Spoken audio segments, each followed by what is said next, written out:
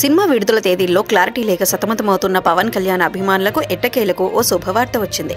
ఆయన నటిస్తున్న సినిమాల్లో అత్యంత ప్రతిష్టాత్మక చిత్రమైన హరిహర వీరమల్లు నుంచి ఇంట్రెస్టింగ్ న్యూస్ వైరల్ అవుతుంది. విజయ్ దేవరకొండ, VD12, నితిన్ రాబిన్హుడ్ సినిమాల విడుదల తేదీలు కూడా హరిహర వీరమల్లు విడుదల తేదీ నాడే అంటే మార్చి 28న ఉండటంతో అందరూ పవన్ కళ్యాణ్ విడుదల వాయిదా పడిందని భావించారు. అంతేకాకుండా ఈ సినిమా షూటింగ్ కూడా కొంత భాగం మిగిలి ఉంది.